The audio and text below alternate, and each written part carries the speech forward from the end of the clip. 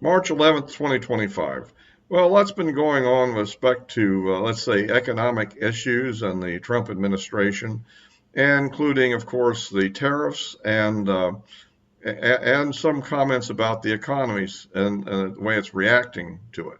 Um, I mean, it's been quite a, I mean, the Monday was quite a day in the stock market, for example, a major downturn in the market, which was triggered, I think, largely less because of the reality of what was actually been done on the tariff issue and the commentary around it, and particularly President Trump's sort of statement that maybe are going into a recession, or he won't say we are not. And then another interview, I think, with Maria Bartiromo, he made some comment that didn't particularly care about what the stock market does.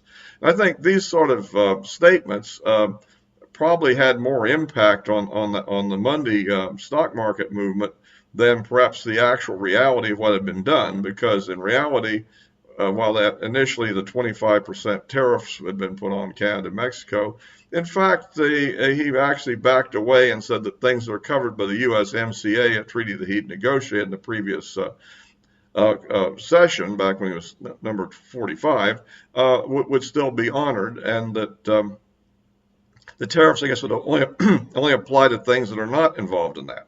So that's a major kind of step back, and we'll have to see what happens. Now, on the other hand, we are having tariffs on China of 20%, and then at the same time, China has now retaliated and put tariffs on a variety of agricultural products and U.S. lumber.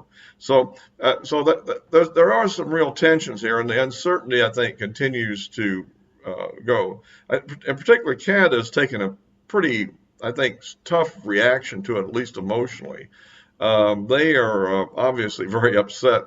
A friend of mine sent a bunch of videos which were kind of Canadian reaction to it, and they're doing like crazy things like taking U.S. Alcoholic drinks off the shelves and things like that. Now, I don't know, can they send it back and get their money back? If they can't, then there's no good reason not to sell it. Obviously, you could not order more, but I mean, why not take advantage of what you've already paid for? I don't know. That's them. But then you have a guy up there in Ontario who, remember, they've been running ads all before this happened about how great an ally Canada was, and we're all friends and everything. And now he's talking about they're going to put a 25% tariff on electricity. I don't. Can you actually? Well. I guess it's not really a tariff. It's actually an increase in rate, I guess, of 25%. You can't tariff something going out. I guess you can put an export fee on it. But at any rate, the point is that he's going to charge more for the electricity, up to 25% allegedly. So a lot of things are going on there, and we'll have to kind of, sort through this. It's the next big thing that's coming is April the 2nd, of course, the so-called reciprocal tariffs, which will involve, I guess, everybody. I don't know. I mean, Europe and I guess everybody. I don't know. Everybody that has a tariff on us, I guess, would somehow be involved in that idea. So anyhow, that's kind of the situation that we're looking at here. And that's. We'll have to see where that goes. It is unsealing the markets. It's certainly getting close to a market correction already because of this, and maybe other issues.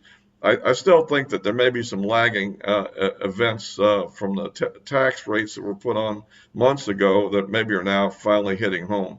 And we'll have to see. By the way, if you like these videos, please give me a like, subscribe, and click the bell for notifications. Or you can follow me on Rumble, and the address is in the description below. So, yeah, that's kind of the way I see that. And I do think that he needs to be careful what he says, because his words carry weight in a lot of ways. I mean, he says something like he's not sure that we're going into recession. I think that'll be interpreted by the markets as having some authority that he's been informed by economic experts that this is a real risk, where I think that in reality, I don't think we're anywhere near a recession at the moment. And there could be some variation in the GDP because of the quirk of people bringing in items early, rapidly, inventories early that will be subjected to tariffs before the tariffs took effect, and that could have a negative short-term impact, and that's kind of the technicality, apparently, how it's calculated, from what I understand. At least I've heard that on financial shows, so I've taken it literally. So, that's kind of, how we are in that one, and so we're, kind of doing what we can figure out what we're going to do there. In the meantime, on other issues, I guess on the Ukraine front, the Russians apparently have taken advantage of the cutoff and particularly intelligence information, apparently, and and also the end of new weapons that they seized as part of his pressure tactic to get them to agree to make concessions, and launched an attack in the Kursk area, which is interesting. Apparently, because this is Zelensky kind of got zapped by his own idea. He decided he was not going to sell gasoline to Transnistria, not gasoline, excuse me, natural gas, not gasoline, natural gas, to Transnistria. And by cutting that off, the flow in this pipeline had ended. And apparently, what had happened was the Russians launched a missile attack on the gas storage facility inside Ukraine and destroyed it. And then apparently were able to, I don't know, empty out any gas that was in there so that they couldn't then repressurize it.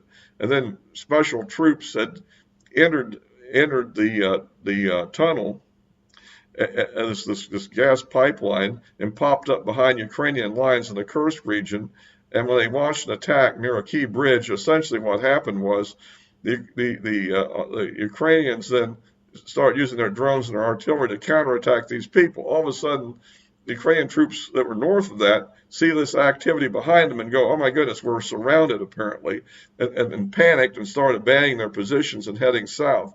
And this created such turmoil that the Russians were able then to launch an attack and apparently, either surround a bunch of people or take a lot of them, clear out things a lot faster than they would have happened otherwise. And essentially, then they blew a bridge at a key point, and the vehicles were trying to go south. Essentially, were traffic jammed and couldn't go south, and so now they had to abandon these, or they were destroyed. And then apparently even abandoned Abrams tank, which the Russians then had captured and took back into their lines. So this if they hadn't have cut off the supplies to Transnistria, this wouldn't have been possible.